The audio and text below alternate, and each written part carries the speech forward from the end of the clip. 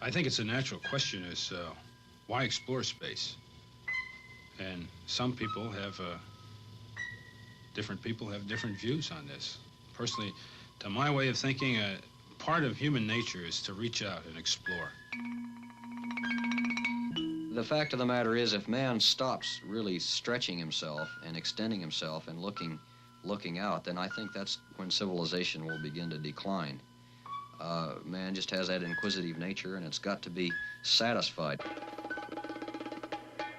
We're right on the threshold of really a brand new opportunity to explore the solar system and the universe and to increase the value of benefits back here on home.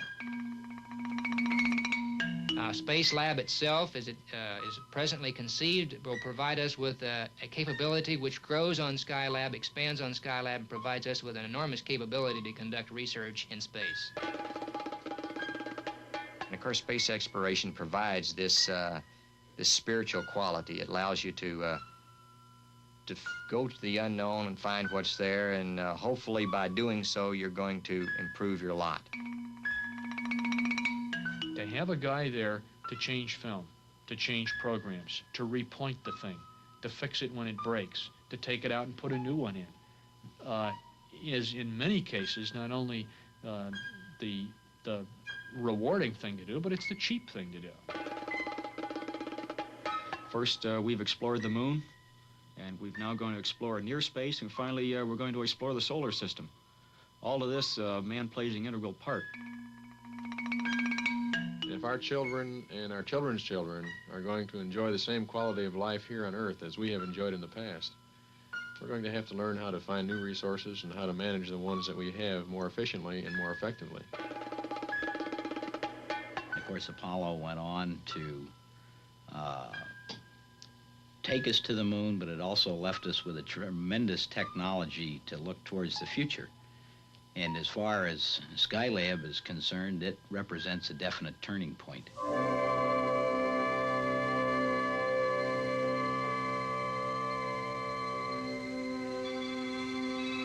T-minus 10, 9, 8, 7, 6, 5, 4, 3, 2. We have ignition sequence start.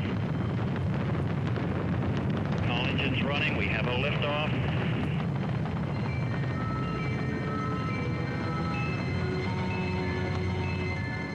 May 14th, 1973. A working laboratory. Man's first home in space, on its way to Earth orbit. There to be occupied by 3 teams of astronauts in 3 record-breaking missions.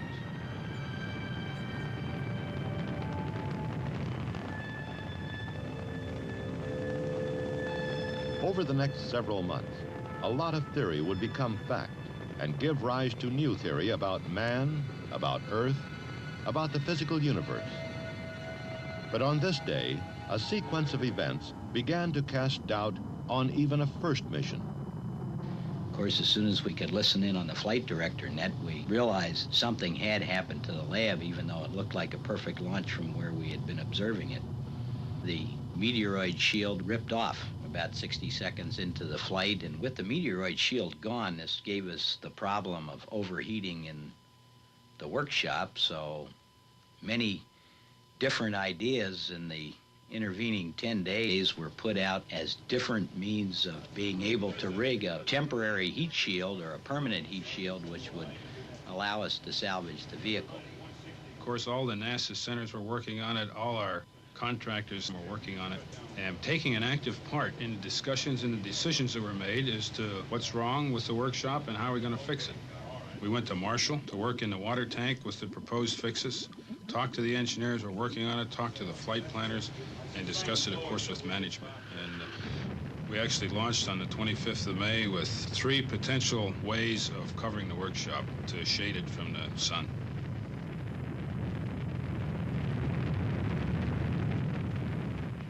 About 7.5 hours after liftoff, as we were rendezvousing with the workshop, the extent of the damage became apparent to us very rapidly. We first confirmed that the one solar wing had completely left the vehicle and was no longer around. We could see the damaged wires at the hinge line, and of course all the gold foil which normally would have been underneath the heat shield and meteoroid shield, was exposed to the sunlight, and it had darkened on the sun side considerably.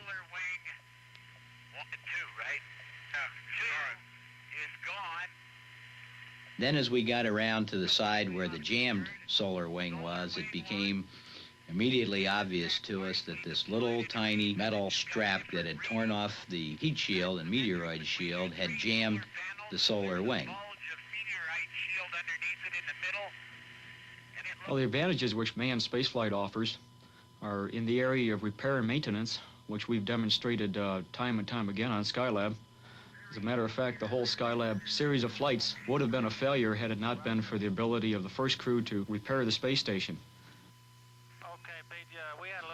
Pete and I went down into the workshop, installed the canister that contained the parasol in the scientific airlock. Joe was observing the deployment of the parasol from the command module.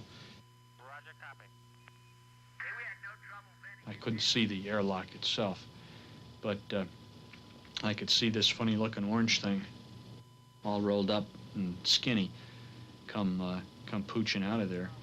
And then Pete said, okay, we're going to let her go, and it just started to unfold and did a lot of flopping, and it kind of settled halfway folded and halfway unfolded. We deployed it as best we could, pulled it back down to us about a foot off, and that was it. It worked quite well for the rest of the mission.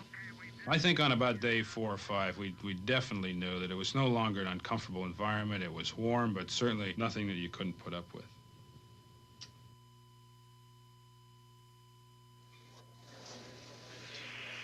Skylab, we're reading you loud and clear over the Vanguard for 8 minutes.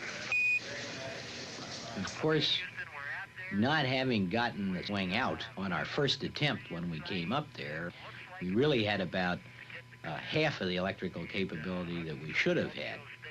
So it was very, very important to attempt to get that jammed solar panel out. I think we probably wouldn't have had any Skylab missions had it not been for the fact that man was able to get to the Skylab and to make it habitable and to repair it in such a way that all of the missions were completely successful. So Joe tried, and then we decided to tighten it up again, and I'd try, and I got under it, and boy, it broke. It let go in one big hurry, and there I was, launched into space again, free-floating, hanging on the end of this string. And, well, by the time I got straightened out again and looked around, why, there it was, out and deployed. Thus, very early, man's presence proved to be vital. And he'll start messing It up. would He be wants so to in the punch missions that a followed. button at the proper time. But in areas where you need man's flexibility and his initiative, for instance, in the deployment of the solar wing on the first manned mission, and on the deployment of the sail that was used to provide thermal shading for the workshop on the second mission, and on our mission where we had to resurface the coolant system, or where we had to actually get out and unjam or move the filter wheel in the solar telescope cameras. That's where you need man. You need man up there when you need some freewheeling judgment. And the tasks in space that should be assigned to man are the tasks that require him to use his mind and his abilities, his unique abilities, which certainly can't be covered by programming a computer. The reason for having a complete package of medical experiments on Skylab, as opposed to the case in the earlier missions where we did our medical stuff primarily before flight and then after flight, was that we were going to fly much longer than we ever had before.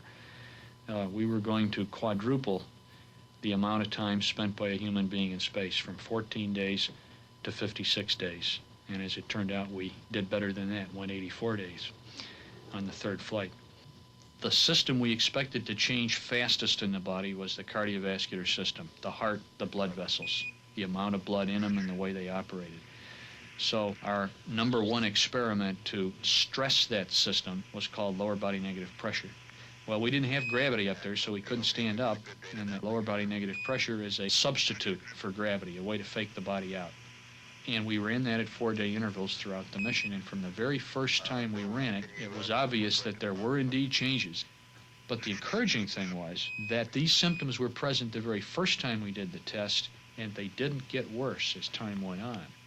There was another major dynamic test or stress test that we used to determine our condition in flight, and that was the bicycle ergometer. You simply worked your heart, your muscles, and your lungs to the maximum capacity to see whether they all played together the same way in the absence of gravity.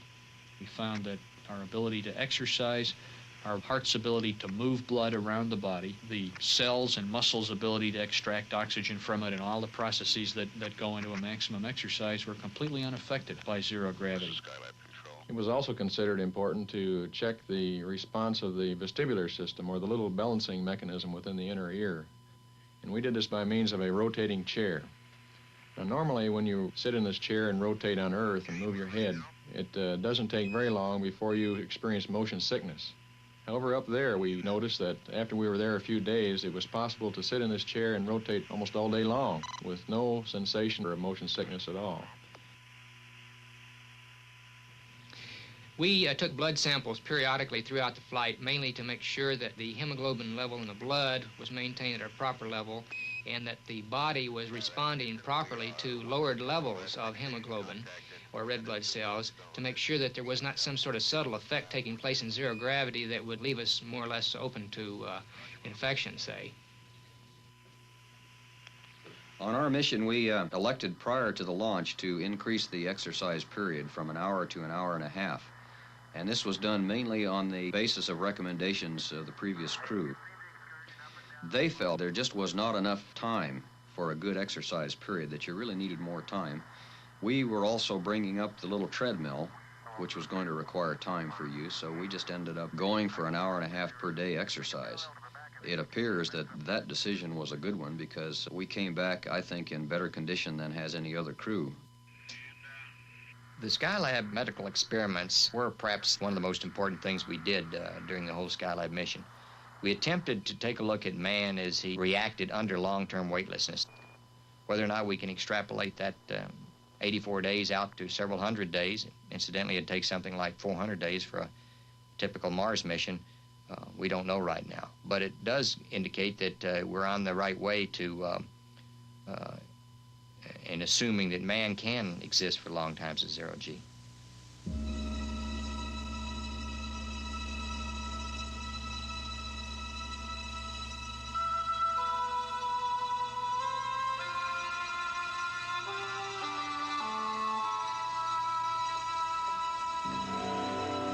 The sun turns out to be a giant astrophysical laboratory. It is made up of plasma. That's high-temperature gases, which we plan to use down here for many schemes in energy production.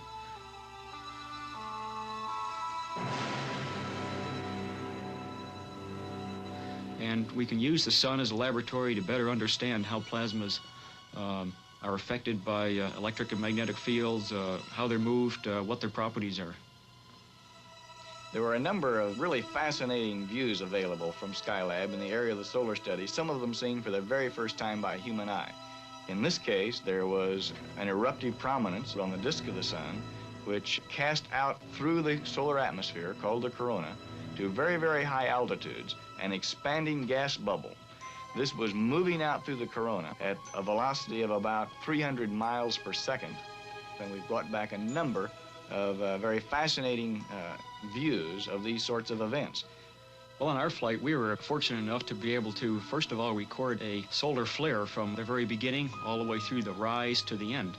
Based upon the previous experience of the other crews, we were able to figure out what happens before a flare, then beyond target, and getting data as the flare came up.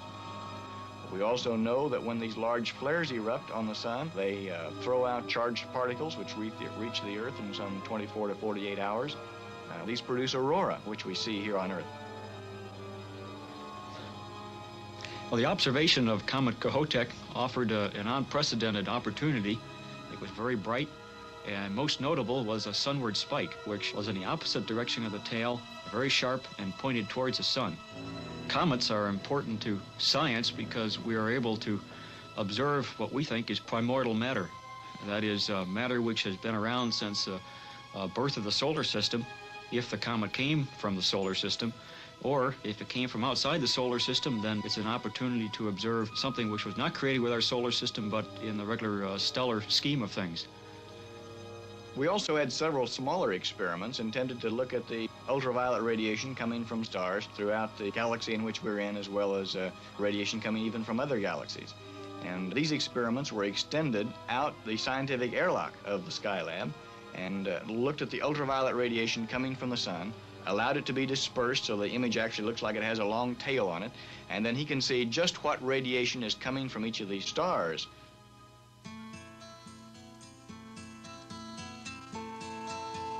Throughout the 3 manned missions, flight crews evaluated the day-to-day activities of living to see what might be improved in future spacecraft design.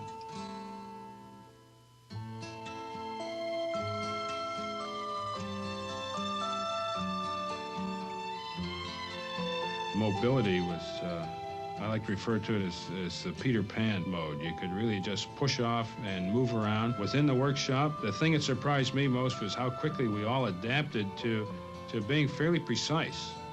It's very much like the sensation you get when you're skin diving or just floating around in the water. Well, as far as working in zero gravity and moving yourself, it was a delight in comparison to 1G on the surface of the Earth. Once your eyes see something, then you relate to it and you say, whatever is above my head is up, whatever is below my feet is down. Doesn't matter whether it's the floor or the ceiling. Every evening after dinner and all the work was done, we always had to take a trip or two around the water ring lockers or just go up there and free fly. We also found that we could have quite a bit of fun doing tricks and stunts and flips and rolls that weren't possible here on Earth.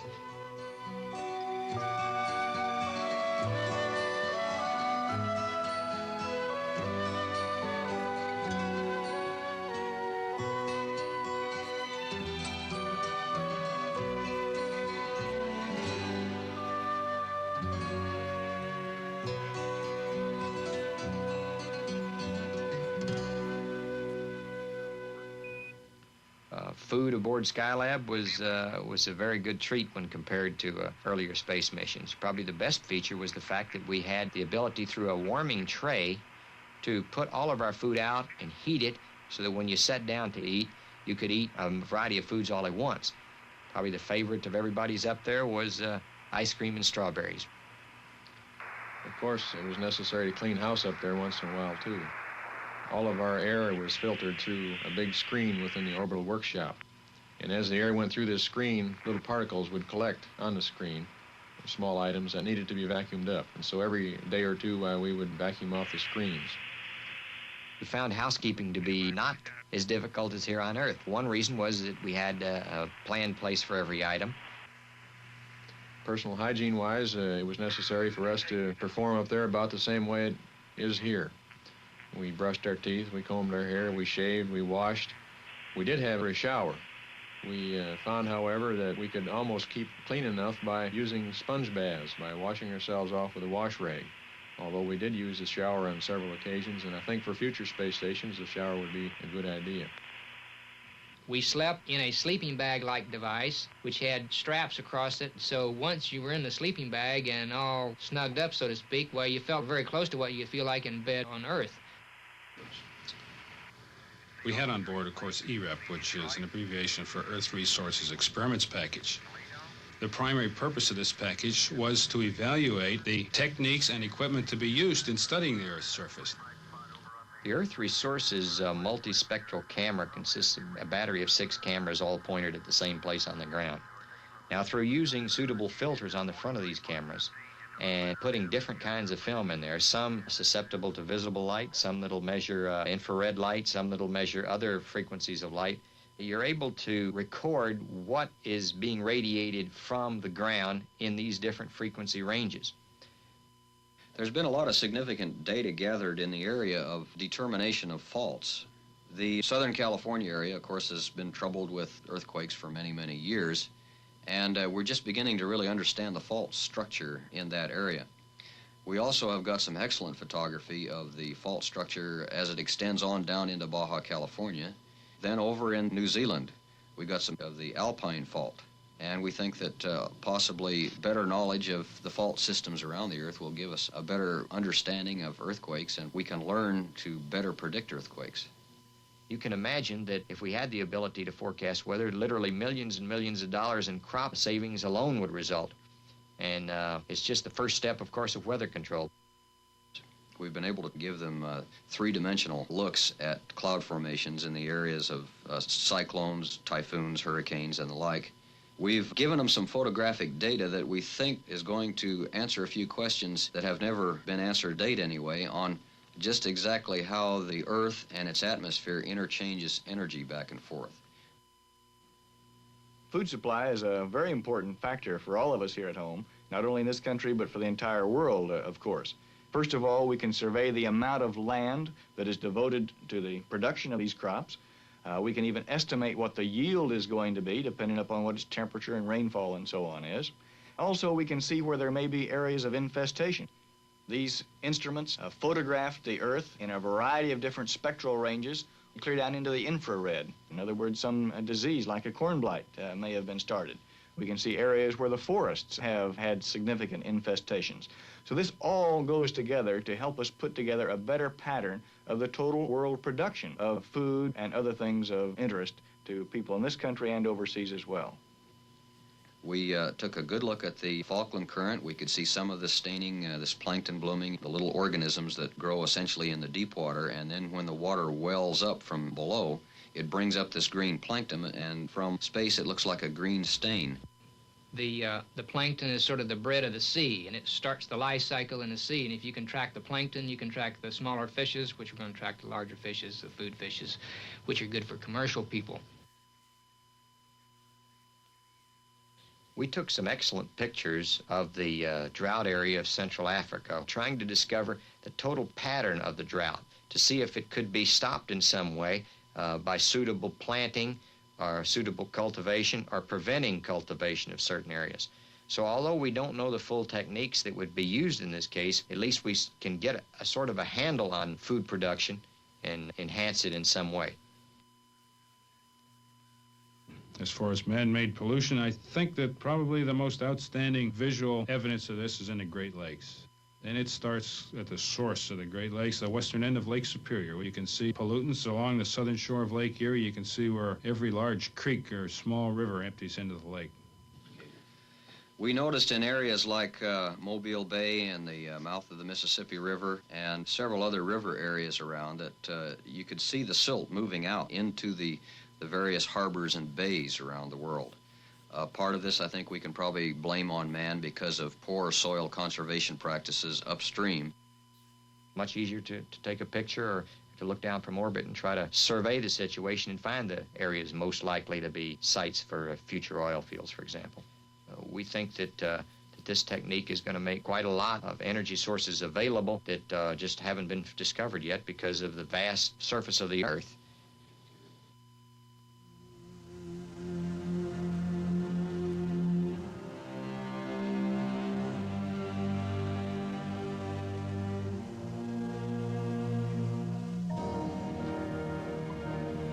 The Earth, the Sun, the stars, prime targets for Skylab investigations. But within the workshop, too, experiments and demonstrations covered a broad range of science and technology.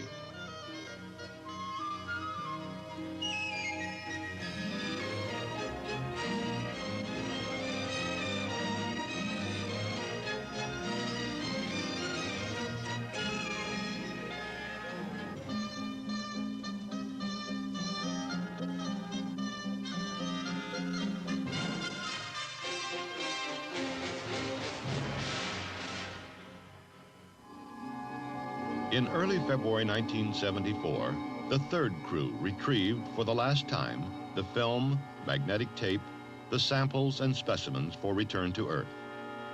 The operational phase of Skylab was nearing a successful end.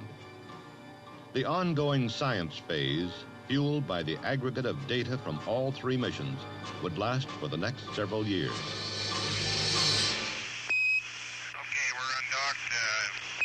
Say goodbye for her. She's been a good bird. Roger, sure has. Okay, gas ascension at 1608. Roger, Grim.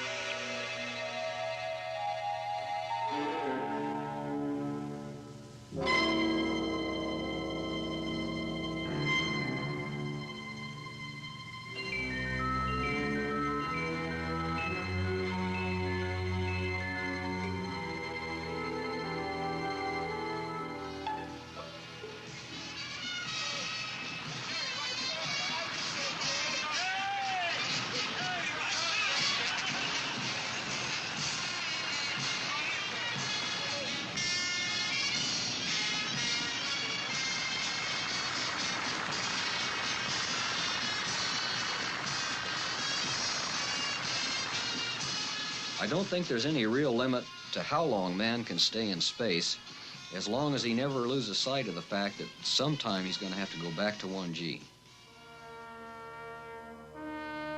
And if he keeps that in mind and keeps his cardiovascular system and his muscles and his bones toned for that eventuality, then there's no reason to believe that man need worry about how long he spends in space. I don't think there's a limit to that.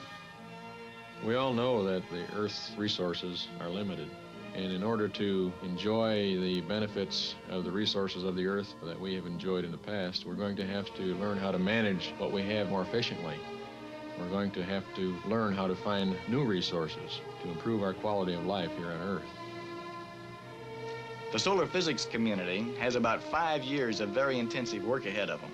We have brought back so many thousands of pictures, and this is actually on the order of 100,000 photographs now of the sun, which they have to look through and analyze in order to better understand all of this activity that's going on the sun. Also, we have operated very extensive and complex equipment in Skylab and established that this is a viable operation, that you can do it. We have learned from Skylab exactly what features are best, what features to avoid in the way of designing, say, a spacecraft or space station itself, or even certain pieces of scientific equipment.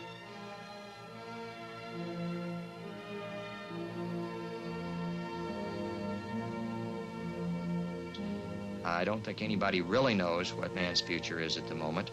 However, we do know that what man's been capable of doing, and not only has he always done, he's always done it to his advantage.